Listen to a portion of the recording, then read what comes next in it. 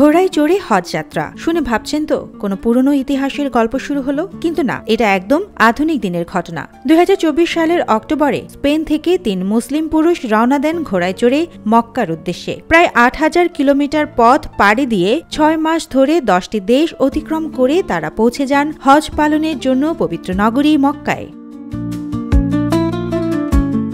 এই অসাধারণ অভিযানের নেতৃত্বে ছিলেন আব্দুল্লাহ হার্নান্দেজ, স্পেনের আন্দালুসিয়া অঞ্চলের অবসরপ্রাপ্ত এক স্কুল শিক্ষক। তার সঙ্গে ছিলেন তার 2 বন্ধু আব্দেল কাদের হারকাসি ও তারেক রদ্রিগেজ। তবে এই যাত্রা কোনো হঠাৎ সিদ্ধান্ত ছিল না। শুরুটা অনেক আগে, 1989 সালে।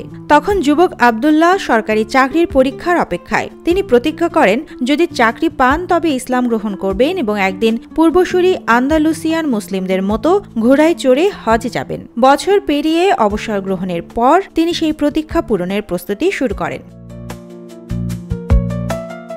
3 বছর ধরে তারা প্রশিক্ষণ নেন। 3 জন বিশেষভাবে প্রশিক্ষিত আরব ঘোড়ার পিঠে চড়ার অনুশীলন করেন, খাবার, তাবুত, চিকিৎসা সরঞ্জাম সহ যা যা দরকার সব ব্যবস্থা করেন। অবশেষে 2024 সালের অক্টোবরে স্পেনের আলমোনাস্তের লা রিয়াল গ্রাম থেকে শুরু হয় মক্কার উদ্দেশ্যে যাত্রা।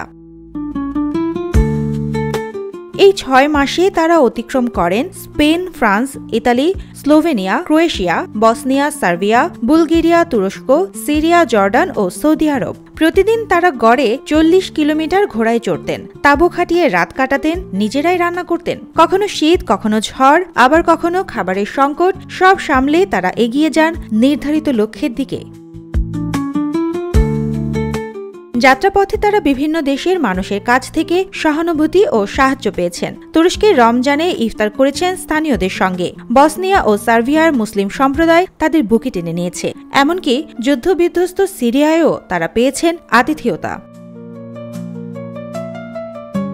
অবশেষে তারা পৌঁছান সৌদি আরবে। তবে শেষ ধাপে নিরাপত্তার কারণে ঘোড়ায় চড়ে হজ করার অনুমতি পাননি। সৌদি সরকার তাদের হজের জন্য ফ্লাইট ও থাকা খাওয়ার ব্যবস্থা করে দেন। ঘোড়াগুলো থেকে যায় সৌদিতেই। তারা ফিরেছেন বিমানে, কিন্তু রেখে গেছেন এক অনন্য ইতিহাসের সাক্ষী। তারা পরিকল্পনা করছেন এই ঘোড়াগুলোর বংশধারা সংরক্ষণের, যারা তাদের এই ঐতিহাসিক যাত্রায় সঙ্গী ছিল।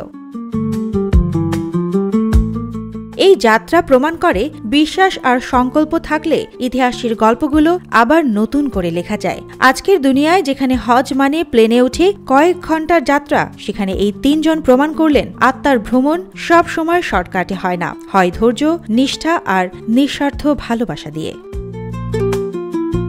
সুবর্ণা মেহজাবিন, দেশকাল নিউজ।